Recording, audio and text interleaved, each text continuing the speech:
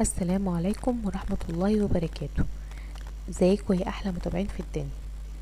النهاردة هنحول الزبدة البلدي لسمنة بلدي، وهنعرف ازاي لو بنشتري سمنة من بره هنعرف ازاي ان تكون مغشوشة ولا لأ، وهنعرف لو ليها ريحة مش كويسة زي ما بيسموها ليها ريحة زنخة او ريحة جخارة او حاجة من كده هنعالجها ازاي مع بعض. وهنعرف من اول ما نقشط القشطة هنعمل فيها ايه علشان تطلع معانا زبدة كويسة. وانا عملت فيديوهات كتير وضحت فيها الخطوات ديت وهحطها لكم في صندوق الوصف. انتوا طبعا شايفين السمنه في اول الفيديو مرمله ولونها تحفه، لونها فاتح زي ما انتوا شايفين كده مش محروقه، وريحتها طبعا تجنن ملهاش حل. انا اتمنى تعملوا لايك وشير وسبسكرايب للفيديو وقناتي على اليوتيوب وتفعلوا جرس التنبيه عشان يوصل لكم اشعار بكل جديد. السمنه نيجي نمسكها في ايدينا كده، لما نيجي نشتريها لازم تكون بتلمع في ايدك كده. تاني حاجة، انا السمنة اللي انا عاملاها ديت انا مش شارياها، انا عاملاها بايدي في البيت ومجمعاها من القشطة من وش اللبن. كنت بجيب زي ما انا كنت بوضح لكم في الفيديوهات، كنت بجيب كمية من اللبن واخد القشطة بتاعتها واعمل زبدة واحوشها في الفريزر لغاية ما حوشت كمية وسيحتها كلها مرة واحدة. طيب انا هنا معايا مقدار حوالي 3 كيلو الا ربع من الزبدة البلدي، حطيتهم في حلة واسعة وكبيرة، لازم تكون الحلة واسعة وكبيرة علشان ما تفرش منك. واول ما نحطها على النار بنحطها على نار عالية. ليه على نار عالية اول ما نحطها؟ علشان لما تسيح خالص نوطي النار، نبدأ ان احنا نوطي النار عشان هي تستوي وما تفرش منك ولا تتحرق زي ما انتوا شايفين كده. القشطة بقى من الحاجات اللي ما بيكونش ليها روح اصلا، يعني من اول ما بتشيليها من على وش اللبن بتحطيها حوالي نص ساعة في التلاجة، وبعدين تبدأي اللي انتي تطلعيها من التلاجة تلفيها زبدة على طول. ما بتتسابش باليومين 3 في التلاجة تعفن ولا تلقط روايح، فبالتالي ده بيأثر بعد كده على السمنة. الزبدة لما تيجي تسيحيها بيبقى تلقط فيها روايح مش كويسة. فانا على طول لازم اخد بالي ان انا الفها على طول اول ما اشيلها من على وش اللبن. طيب في كمان ان انا ممكن الزبده لازم تنغسل كويس، وطبعا عملت معاكم الفيديوهات وهحط لكم اللينك برضو في صندوق الوصف علشان نعرف ازاي نغسلها كويس علشان برضو ما يكونش فيها اي ريحه زي ما بيسموها زناخه او جخاره او حاجه من دي. تالت حاجة لما نيجي نحفظها في الفريزر نحفظها في علبة محكمة الغلق او في كيس محكم الغلق بعيد عن اي روائح في الفريزر، عشان برضو الزبدة الفلاحي بيكون برضو زي القشطة ملهاش روح في اي حاجة، فممكن تلقط روائح مش كويسة وتأثر على السمنة بتاعتك. اما تيجي تسيحي الزبدة تأثر على ريحة السمنة بتاعتك او تأثر على جودتها. فبقول لكم ان ايه لازم ناخد بالنا من الخطوات دي كلها في اللي قبل التسييح، لان طبعا هي دي اللي بعد كده هتأثر لي على السمنة بتاعتي بعد كده.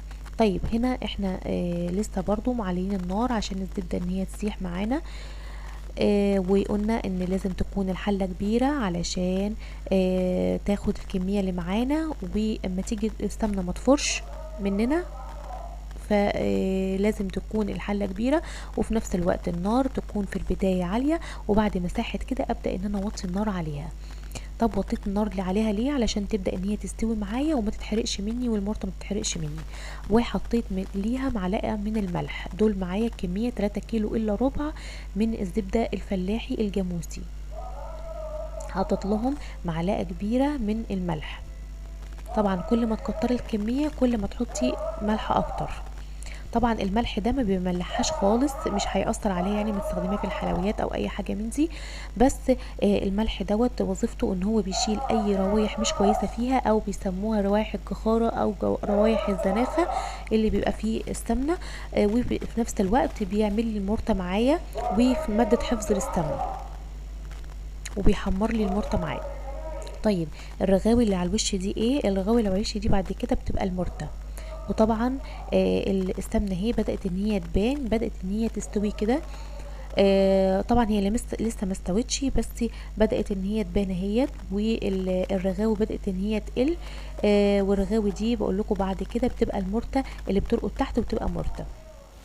طبعا التقليب المستمر ضروري جدا جدا جدا علشان برضو متتحرقش مننا، لازم على طول ايدينا يكون فيها. طب بتاخد قد ايه؟ مثلا بتاخد معاكي من نص ساعة لساعة الا ربع، يعني تقلبي فيها كده علشان ما تتحرقش منك وعبال ما تستوي معاكي. طبعا الزبدة ما شاء الله انا اللي عاملاها في البيت كلها، وخزنتها في الفريزر لغاية ما سيحتها كلها مع بعضها. انا ما اشتريتهاش ولا حاجة، وما شاء الله ما شاء الله ما شاء الله بدأت ان هي تستوي اهيت، وبدأت ان هي المرتة تحمر اهي معانا. وده طبعا بدأت تحمر معانا اهيت المرتة وهترقد لتحت. طبعا اما السمنة تيجي تستوي، السمنة طبعا لسه ما استوتش، بس هي بتستوي معانا، هي بدأت ان هي تستوي معانا زي ما قلت لكم. طبعا هنستمر في التقليب. وطبعا اللي على الوش ده برضو هي المرطه البيضه، يعني ممكن ان احنا نشيلها برضو من على الوش ويبقى اسمها مرطه بيضه، وعملتها برضو معاكم فيديوهات قبل كده وهحط لكم اللينك في صندوق الوصف. كمان تعرفي الزبده كويسه ولا لا من المرطه بتاعتها، يعني لو طلعت مرطه كتير ومخضت منك كده يبقى هتعرفي ان هي زبده مغشوشه.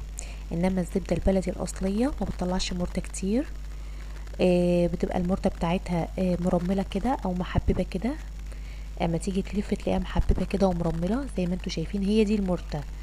هي برضو لسه بيضة، فانا هستنى شوية عليها اما تحمر. السمنة هي ما شاء الله صافية خالص، صافية، يعني هي خلاص قربت ان هي تستوي. فالسمنة البلدي الاصلية ما بتطلعش مرطة كتير، وهنشوف برضو في اخر الفيديو هتطلع معانا مرطة قد ايه وسمنة قد ايه. شايفين السمنة صافية خالص. طيب المرتة بعد كده، يعني المرتة دي بنستخدمها في ايه؟ بنستخدمها في حاجات كتير. ممكن نستخدمها نحطها على النار بشوية ملح كده لغاية ما تحمر خالص، وبعدين نسيبها عشان نحطها في المش. وممكن كمان نحطها على الفول بشوية سمنة بلدي، او ممكن نقلي بيها بيض برضو بشوية سمنة بلدي، او ممكن نحطها في المخبوزات مكان الملح، لان هي بتكون فيها ملح. يعني ليها استخدامات كتير، وممكن تتاكل كده بتبقى تحفة طبعا جدا. هنستمر في التقليب.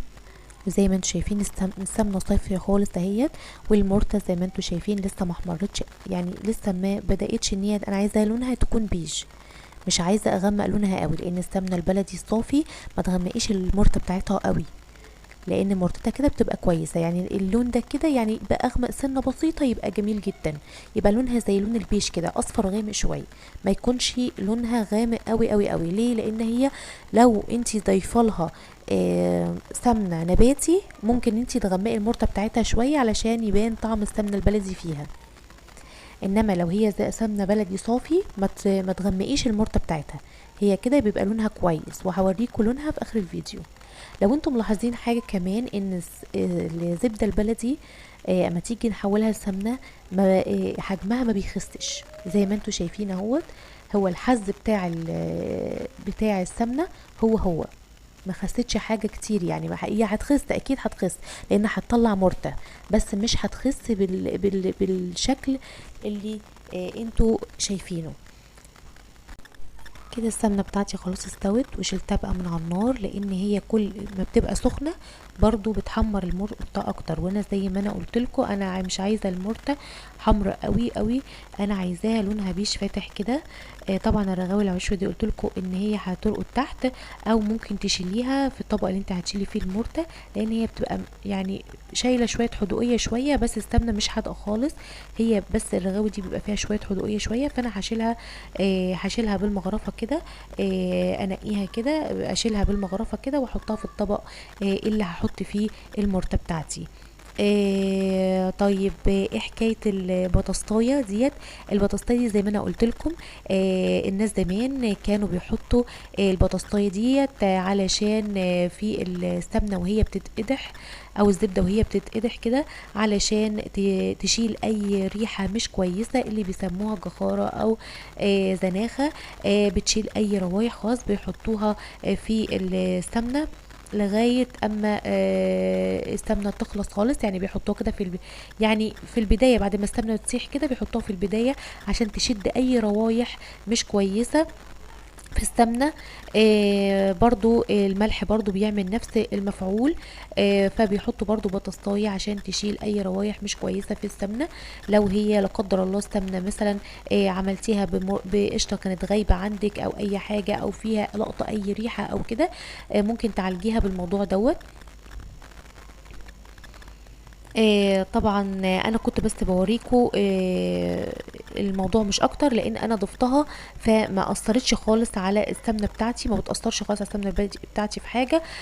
على الرغم ان انا الحمد لله سمنتي ما كانش فيها اي ريحه، الحمد لله ما كانش فيها اي ريحه خالص، بس انا كنت بوريها بس للناس اللي ممكن تعالج الموضوع عندها ازاي.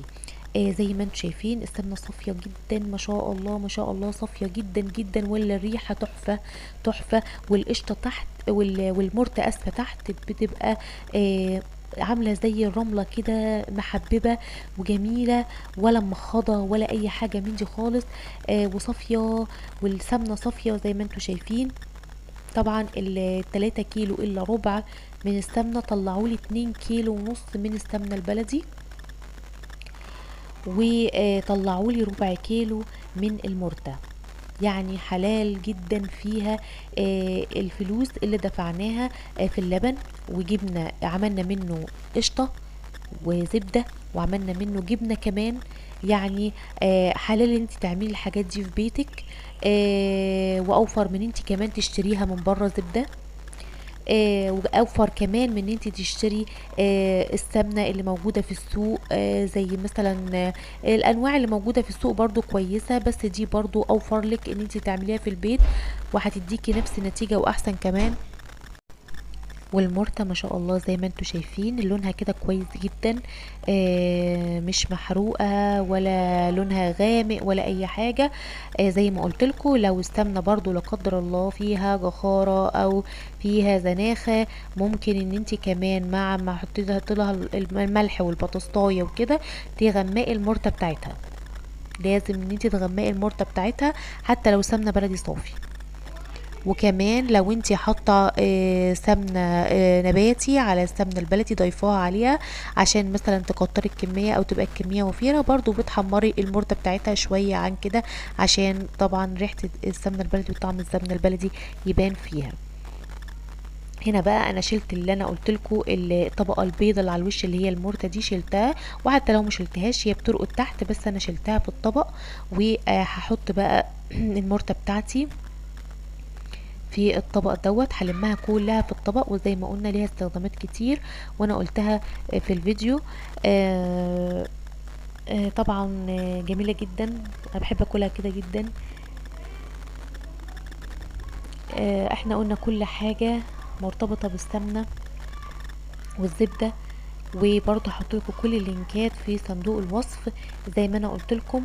اتمنى يكون ان انا نال اعجابكم الفيديو، وتكونوا استفدتوا منه. وزي ما انتم شايفين الكميه زي ما انا بقول لكم اهوت. البرطمانات ديت طبعا انا غسلاها كويس جدا، ومنشفاها كويس جدا، طبعا ما تكونش فيها نقطه ميه. البرطمانات اللي انت هتحطي فيها ما تكونش مغسوله كويس ومتعقمه كويس، ما يكونش فيها نقطه ميه عشان السمنه ما تعفنش منك. السمنه البلدي دي حساسه جدا، ممكن تلقط اي حاجه.